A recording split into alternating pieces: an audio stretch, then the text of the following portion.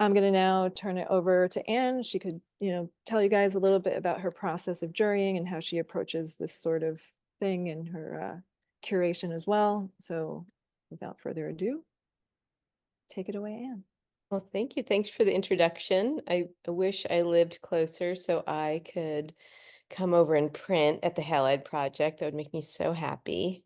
Um, I've never done a webinar before. I've only done Zoom meetings, so I can see everyone's names, but I can't see anybody. So it's something new, but I'll roll on. So I'm going to share my screen, and hopefully it all goes smoothly because, well, sometimes it doesn't. Uh, so as Dale mentioned, I'm the director at the Center for Photographic Art in Carmel. Prior to that, I worked at Rayco Photo Center in San Francisco for 10 years. I'm actually calling you from San Francisco today. And one of the things that we were really committed to at Rayco was analog photography, and 80% of that space was devoted to making analog pictures. And we had a really sort of amazing um, we had amazing facilities, but we also had an amazing resident program where we had some pretty incredible resident artists who some of you may have heard of, like Megan Rippenhoff and Clea McKenna. Um, there were a lot of them who were also devoted to analog processes. So I was really excited when Dale asked me to jury this because historical and alternative processes are really near and dear to my heart. Um, so what I did, putting this slideshow together, is I put the slides from the show in. I was going to show you the jurying portal because I think it's totally interesting to see what I see. But then that maybe was too easy. So I put some slides together here along with some images that I really love that sort of influenced my decision. So, Anne, can I jump in really quickly? sure. And can you, if you go full screen, Oh, because we can still see all the navigation all stuff. my stuff with my email. Yes. Do you want to see my emails? It's like 34,000 unread emails in one of those accounts. I hope no one saw that. Worse than me. It's pretty horrible. Yeah.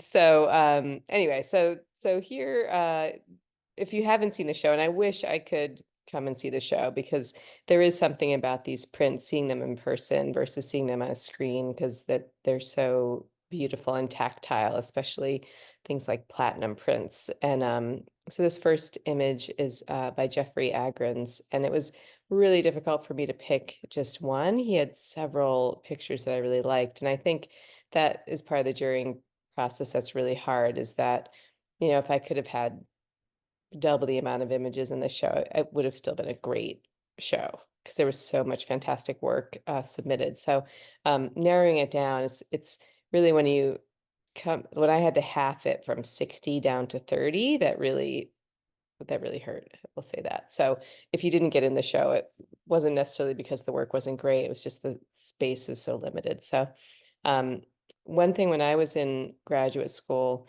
it was right when the first Photoshop came out, and some of you may have heard this from me before, this was like Photoshop before layers and before the undo button. So you could like work on something for like 6 hours and make one mistake, and then you there's no going back. You had to start all over again.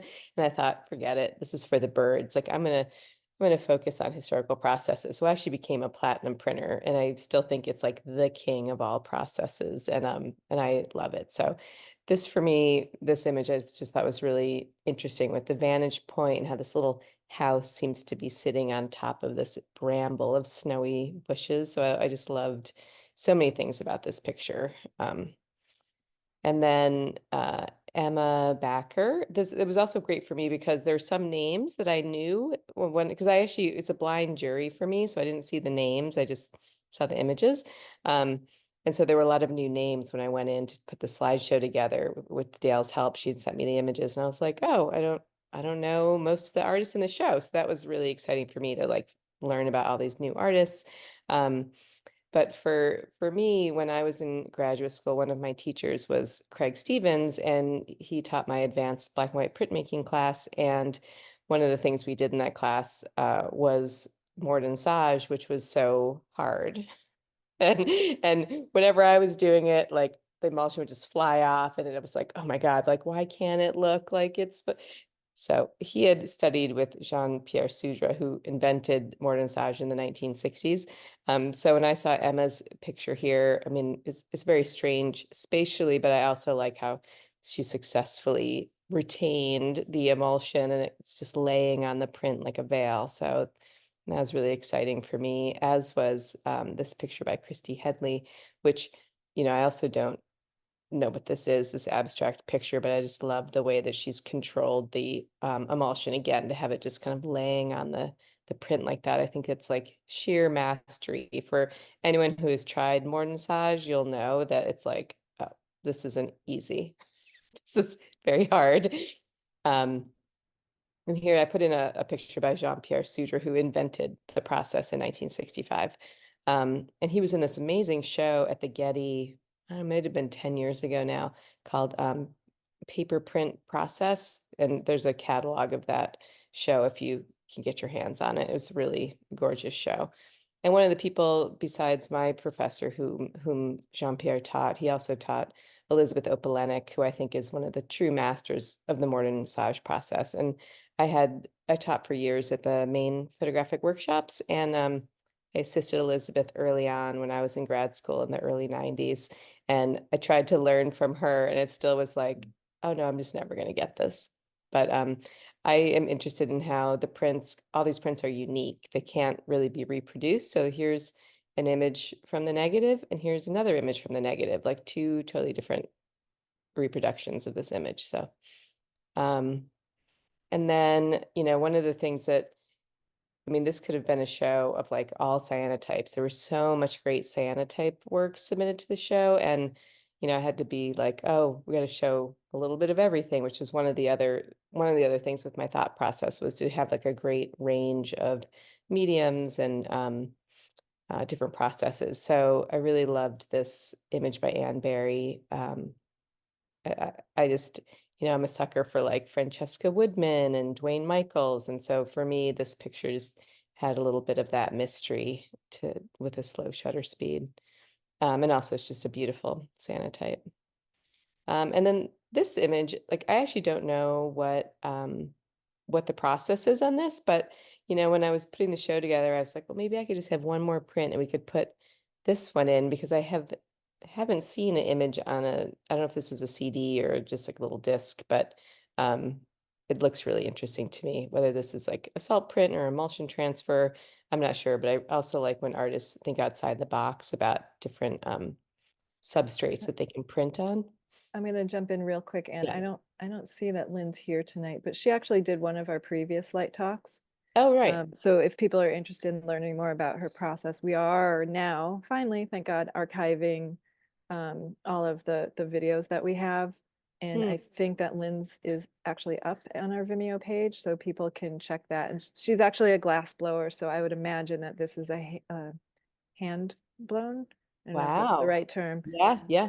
Glass sphere with wet plate. The image is done in wet plate on the It's glass that she has created. it's even better than I thought. I'm so glad I included it. It's amazing. That is amazing. I mean, to think about like an ambrotype being, like, I mean, that's great. It's totally great. 'Cause part of me was like, oh, is it liquid light? Like, I mean, that's another thing with the smarter entry portal. Like, there wasn't a lot of information where I could go into the metadata and find things out about the work. So that's great. Definitely, everyone have a look at her talk. Um, And then this was another, I think, really interesting object. I believe that they're tone cyanotypes with different um, uh, botanical toning, like not your like straight matcha tea, but using different plants to dye the different images. And this is actually like a little hinged book, which is, another reason why I would love to see the show in person, because there's, one thing to see it here like this, but also to see it in person, I think would be really interesting. Because I also, in my mind, it's like 2 inches square, but maybe it's bigger. Um, Oh, and then this was a piece I love by John Brubaker that every once in a while when I'm looking at work, I think like, why didn't I think of that? And this was one of them where I thought, oh, that's so interesting to do a cyanotype of rain and pull it in time before like it's washed away or like I don't know. This I thought was really great. And he had a number of pieces that he'd submitted, so I just picked my favorite of all the different rain prints. And it also made me think of one of our artists in residence at Reiko, who was Clea McKenna, who actually, these are really large silver gelatin prints. So she was making photograms of rain back when she was a resident artist at Reiko. And so I thought, oh, this would kind of be a great show if like Clea and John could get together. And so all of Clea's rain photograms look totally different, which there's a number of them, but interestingly enough, she does a lot of cameraless photography, and at one point, Adam Foose wanted to do a print trade with her, and she had just had a baby, so he did a photogram of her baby and traded one of her prints for a photogram of her baby, which is amazing. Um, and then Danielle King.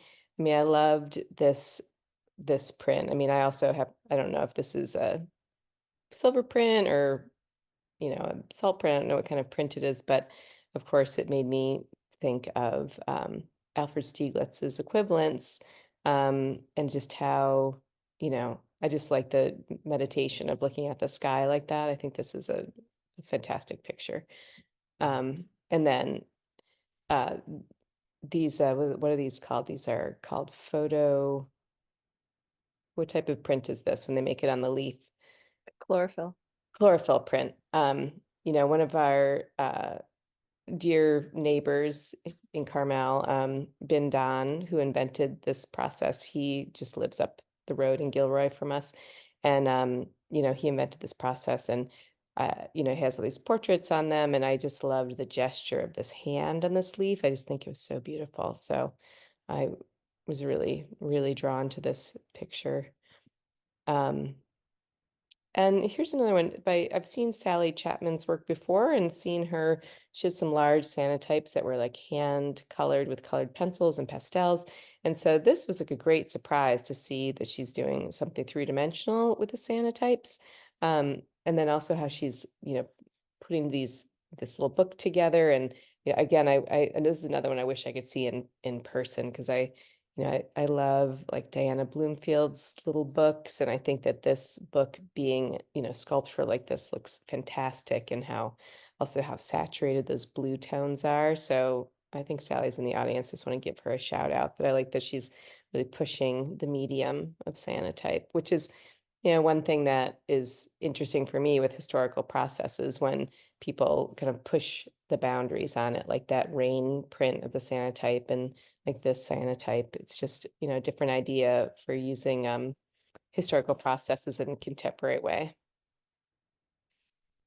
And then this, I mean, what's interesting is, a lot of work is, I didn't know who the artists were, but Bridget's work is very recognizable. Like I had a portfolio review with her at some point in the past few years.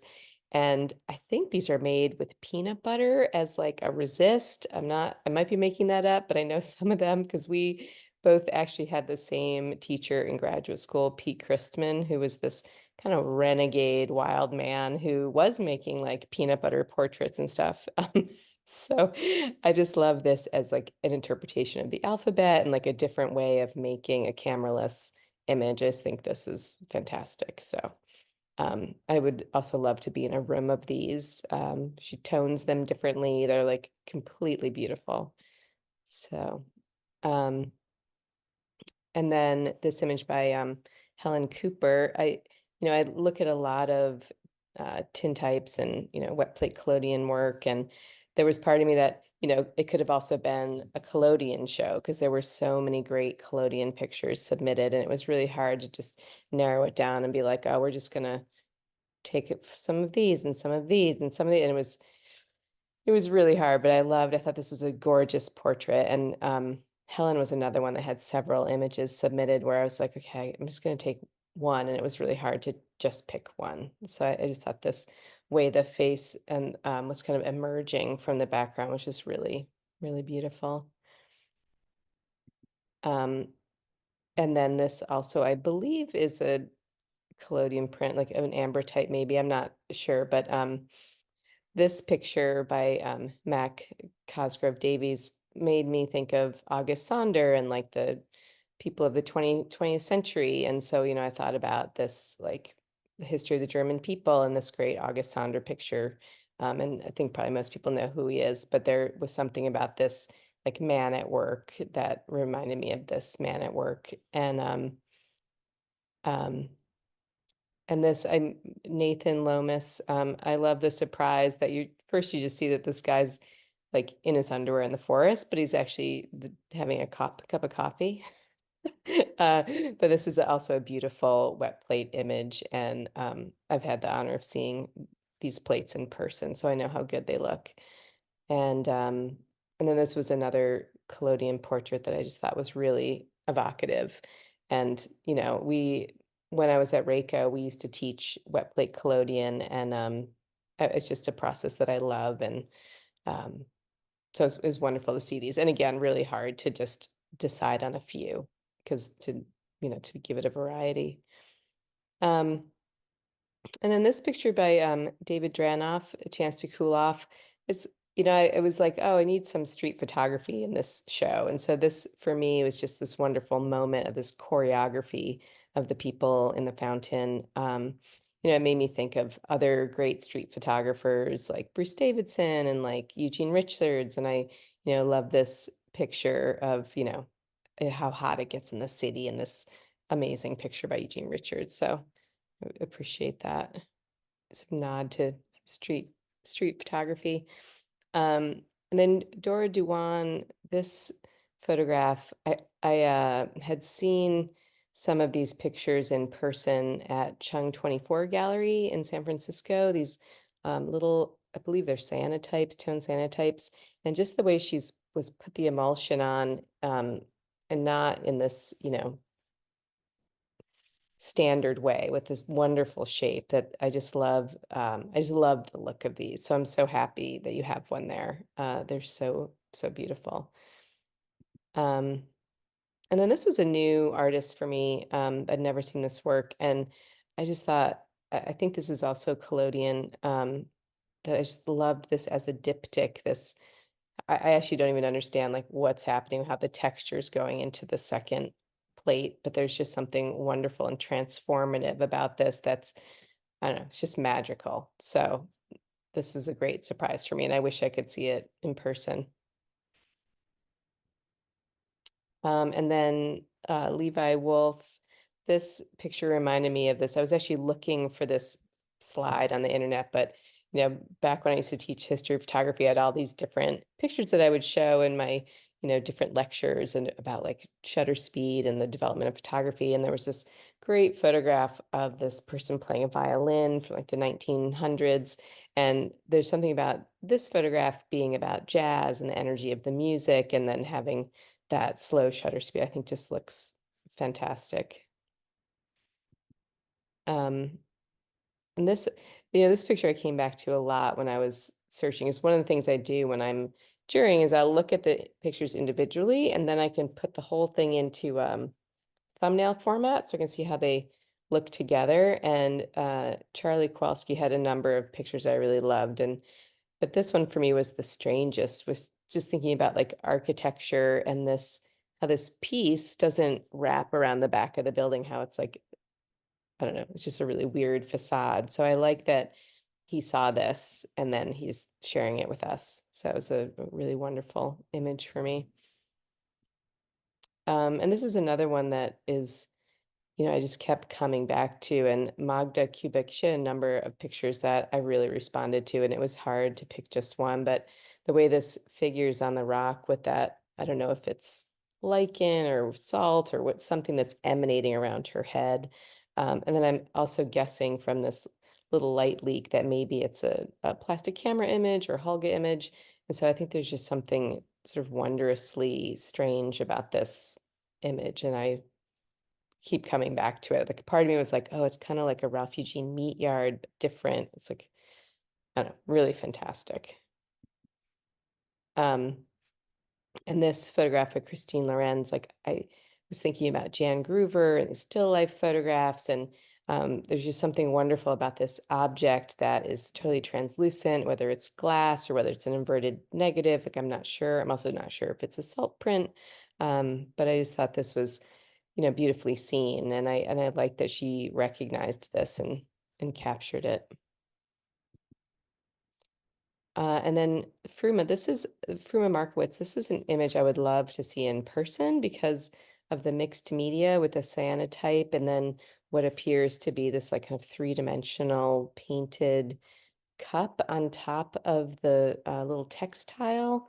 Um, just It's just a really beautiful, beautiful image. And it also looks like there's some sort of projected image inside the cup. So I might have to visit. I feel like I've got to come out there and see this in person because it's just like it's like one of the miracles of photography, I think.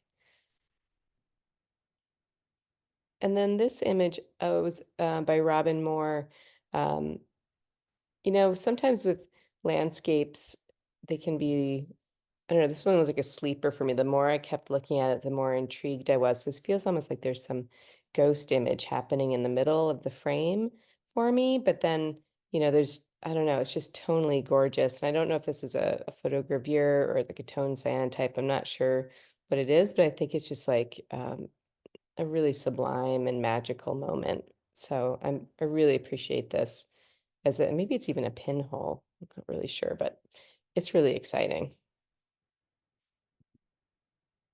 And there were also this image by Kelsey Nolan. There were a number of lumen prints submitted. And usually when I see lumen prints, it's like, photograms of leaves or flowers, and they're really easy to figure out. But for me, this photogram of grasses, it looks like fire to me, which I thought was really compelling. And then it's also the shape of it is not like a standard, 8 by 10 or 11 by 14 piece of paper. It's got this wonderful panoramic shape, which I think lends to this energy of it feeling like a fire.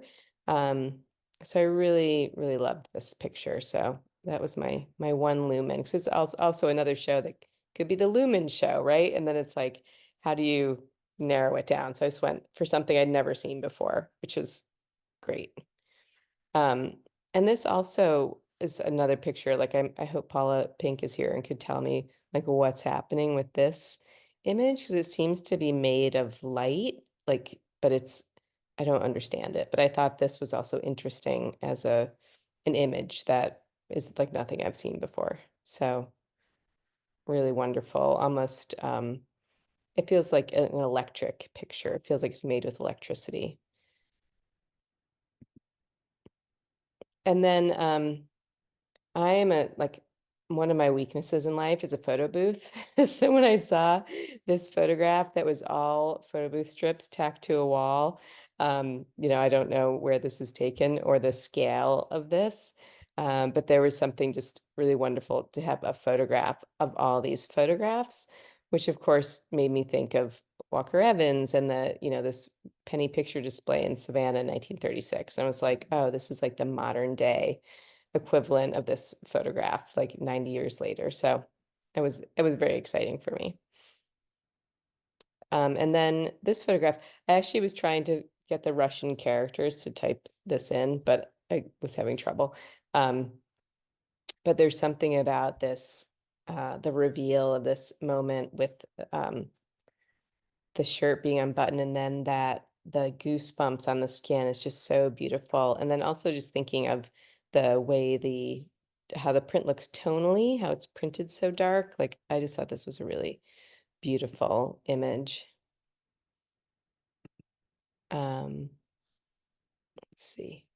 And then um, I'm really interested in, alternative processes. And so the fact that this artist, Julia Reber, used the transfer process to put this image onto a piece of newsprint, I'm um, I'm curious about how the image relates to the text, um, if they're related in some way, but I also just love the shape of this torn piece of paper. Like I think it's really, really well done. Oops. I think as I looked at the chat, I might not be able to go. I think you also may have skipped over an image prior to Julia's. Ooh, I don't know if I can go anywhere. Hold on. I might Phone just stop stuff. share just for a second and go back. Okay. Yeah, and for during this pause, Christy put something in the chat referencing Walter Chappelle, Oh um, yeah. in relation to the, I can't remember whose work it was, the one that you said looked like electrified. Oh, Paula Pink, that little Paula's, yeah, illustrator. yeah. In the show, that one is next to Lynn's wet plate Ooh, glass piece, and the two look really great together. Yeah. nice. Okay, I'm gonna try it again. Here we go. I was here. Okay.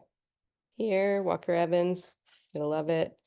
And then here. I don't think I skipped one, did I? Oh, Oh, maybe this I one. did. I Yeah. did. Yeah. Bonnie Providence. Oh yeah, this I thought this was another one that I wanted to see in person. And Bonnie had submitted a number of pieces that were like cut and collaged together. And I just liked how this hand was offering us some eggshells. And it referred for me back to that picture, the chlorophyll print with the hand. And I thought, oh, those could look kind of nice together.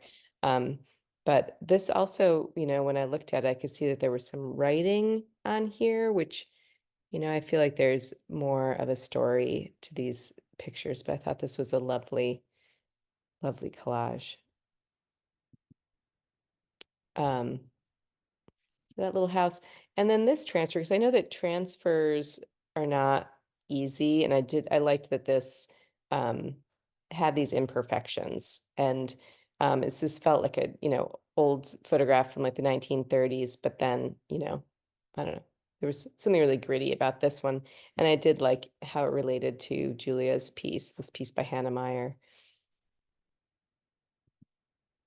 And then I'm a sucker for a darkroom print, and I could just feel like this came right out of a darkroom tray, this photograph by Kevin Snipes, and like with the Ilford warm tone, or maybe this is even that paper you can't get anymore, like the Foma, like Forte or Foma or something. But I really liked you know, this moment that was also captured that feels a little bit unnatural, but is, really fantastic.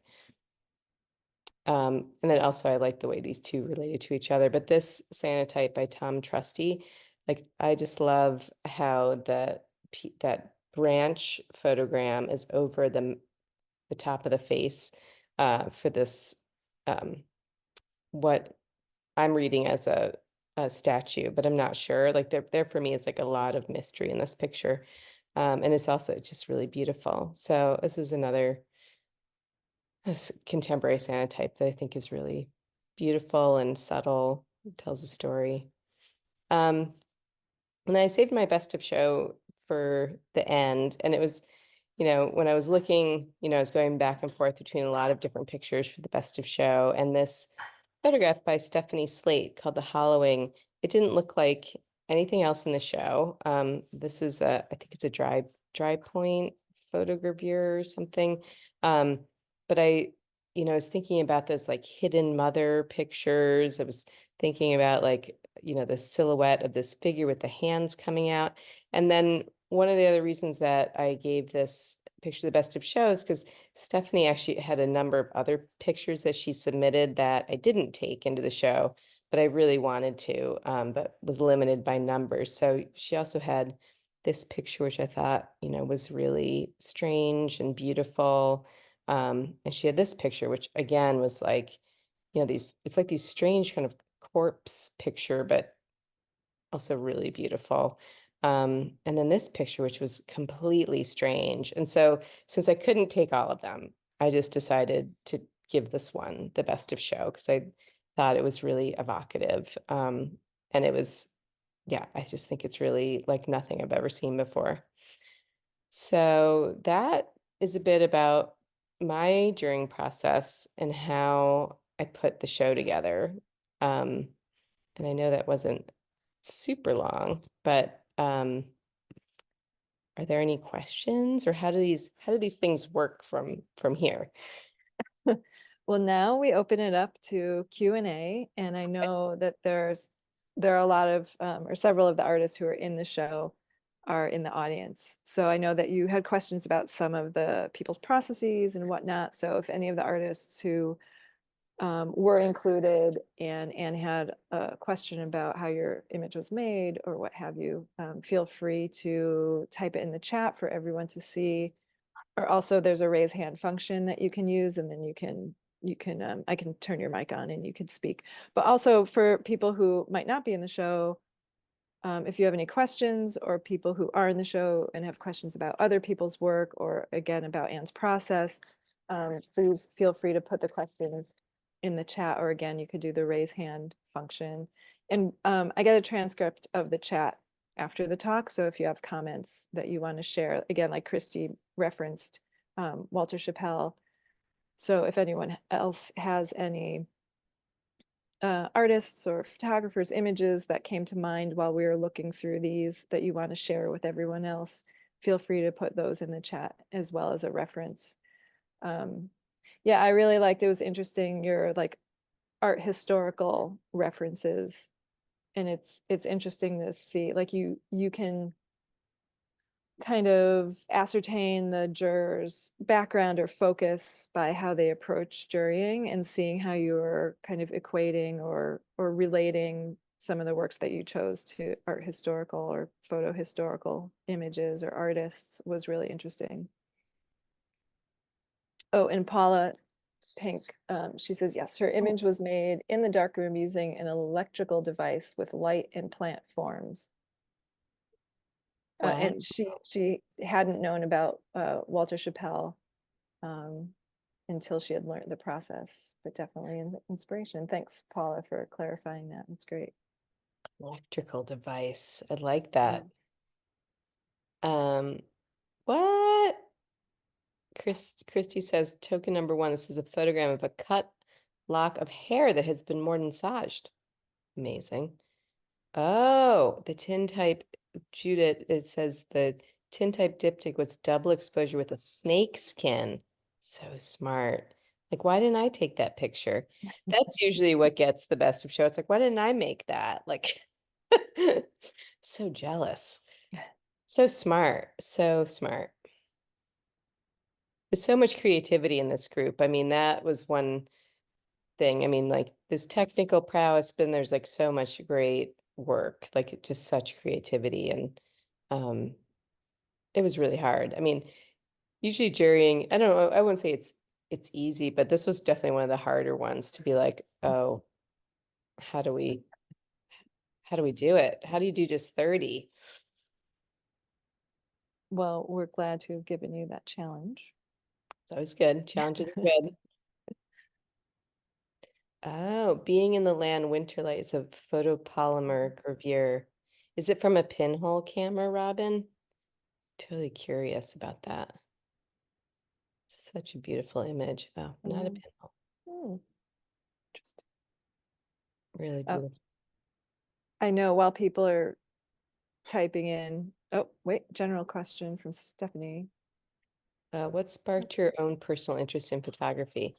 I had when I was in high school, my dad bought a Canon T70 35 millimeter camera, and he couldn't figure out how to use it, and so he gave it to me. And my high school luckily had a dark room, and I had a great photo teacher in high school, and then actually ended up going to like photo camp for like art camp when I was like 15, and then when I went to college, I ended up double majoring in photography and English. And then I don't know, it's kind of snowballed from there. But if my dad had been able to figure out that camera, which is the least user-friendly 35 millimeter camera out there in the whole world, um, who knows what would have happened. Like I'd always liked drawing and painting, but the quickness of that was the quickness, but the relative quickness of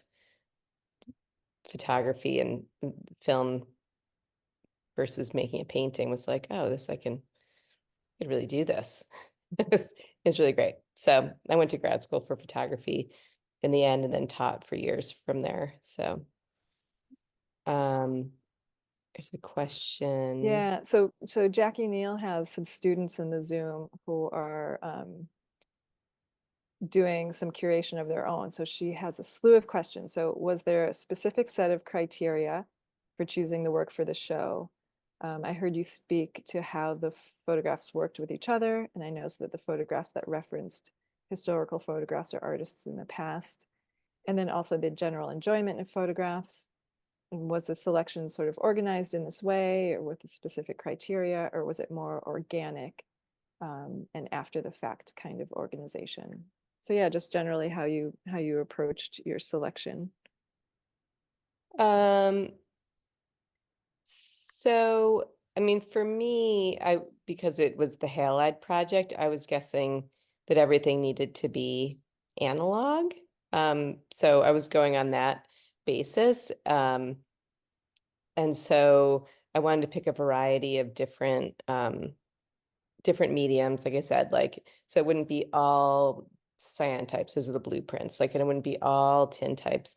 But I wanted to have some, platinum and collodion and cyanotype. And there was actually a few prints that were pulled because I found out they weren't analog in the end.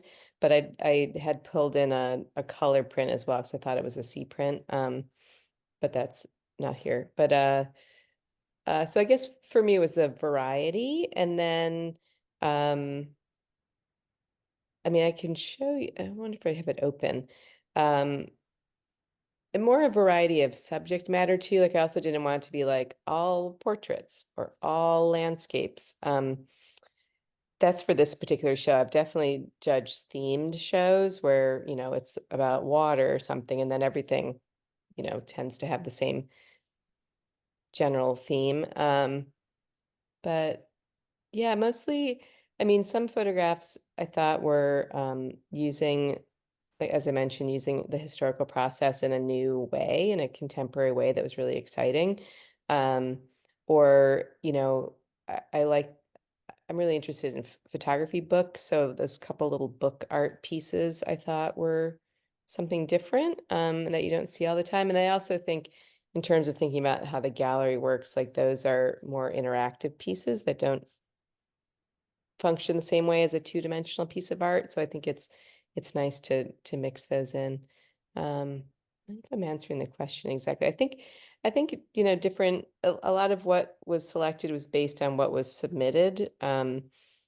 So I could maybe pull and that's another thing is I have to watch myself and be like, okay, I can't all be like I'm a sucker for pictures of little houses, and I have to watch myself. I'm like, it can't be the show of all little houses because then people will be like, what's going on? So I have to just be like, okay, I just take the best little house, right? Which I thought Jeffrey Agrins had that great little house, right? Um, so I guess I just try to have it be a good variety of pictures.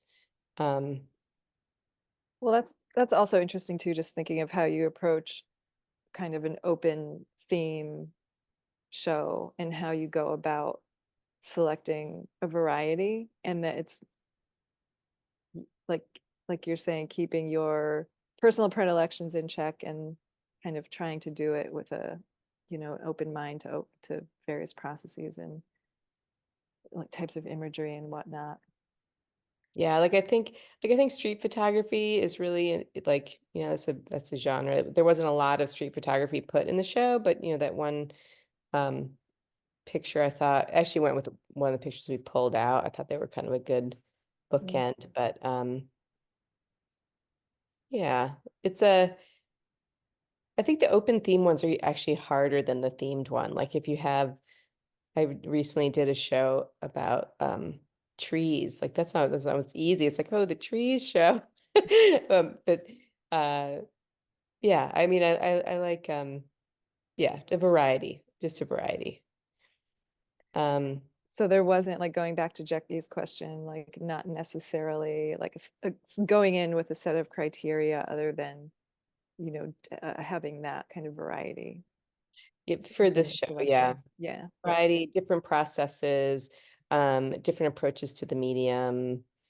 So some pictures are like just like I've never seen anything like it. And then some pictures were like, oh, that reminds me of that, but better, different, it's like it's got its roots somewhere in the history, but isn't totally, replicating it, something new. I'll give Judah a quick answer. Yes, we are releasing a catalog of the show, and apologies it wasn't ready for the opening, but everyone who's in the show will get one when your work is returned to you. And then also we'll probably have extras for sale if people who are or aren't in the show want to purchase any. We'll probably have a few for sale as well. And then Rachel has a question. Ah, uh, Um, any other opportunities to learn from and collaborate with you, Anne, in the future? Sorry if you spoke to this already. I have toddler interruptions. I remember toddler interruptions. Yeah, I mean, I do. I mean, I'm in California, but Zoom has made it possible to do anything, right? So I do a lot of like Zoom portfolio reviews with people, and happy to chat on that. I can put my email. I'm gonna put my email in the chat if people want to reach out to me. It's easy to remember. It's just ann@photography.org. It's a really beautiful show. Like I really wish I could see the work in person. the opening, I unfortunately couldn't make the opening because I had to work that weekend. But we had a really great turnout, and I've gotten a lot of very positive feedback from people who've seen the show in person who made it to the opening. And then I saw it in person this weekend when I was in Philly. So yeah, it's a really gorgeous show. Um, Richard has a question here. Um, do you think the process of jurying a show by seeing prints in person is inherently different than seeing images on a screen? Uh, I do, but unfortunately, most everything is juried online now. I mean, I luckily had, because of portfolio reviews in like Photo Fest and Photo Lucida and Photo Nola and um, other in-person portfolio reviews, I have had a chance to see some prints in person, and it's really interesting because I think it's really hard, especially with some processes, to reproduce it digitally and make it look as good as it looks in person. So I try to take that into account too. Like some of the images I was looking at and I was like, oh, I bet that's really beautiful in person. Like I kind of take a leap of faith there. I know that one of my at the Center for Photographic Art, I have a critique group that I do with my volunteers. I have about almost close to 50 volunteers, and I have multiple critique groups, and I see we were doing it in person, and then of course the pandemic happened, so we shifted it all online. And there are some people in those groups that do platinum prints and do cyanotypes. And I remember being like, oh my God, these just don't look anything like the platinum prints in person. So I always have to think that with platinum, because the platinum you have to photograph with like a polarized light source and polarized lens to take care of some of that sheen. And then if you scan it, then sometimes the paper fibers overtake the image. And so I feel for people doing alternative process photography, and like how do you make the reproduction look as good as the original? Like, so that's a long answer to say I do think it is different, but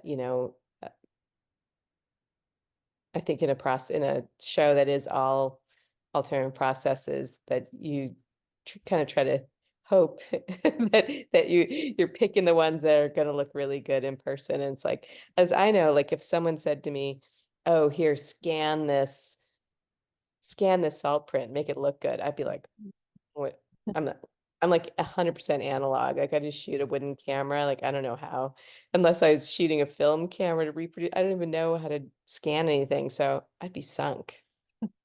I feel a great pain. And the people doing like ambrotypes, like how do you do it, right? How do you reproduce that? Yeah, it's really challenging. So challenging. Sally's asking if we're gonna do installation photos, and we typically do them for our shows. One of our board members does them. He hasn't yet, but hopefully he will have install photos done that we can share with you guys. Also, seeing Sally's name there, I wanted to mention, I know that I spoke earlier about Lynn and how she did one of our previous light talks. Well, there's several people in the show who have either done talks and or have been shown at Halide. And so just off, and I'm sure I didn't write everybody down, but in addition to Lynn, Sally has shown at Halide and also did a light talk.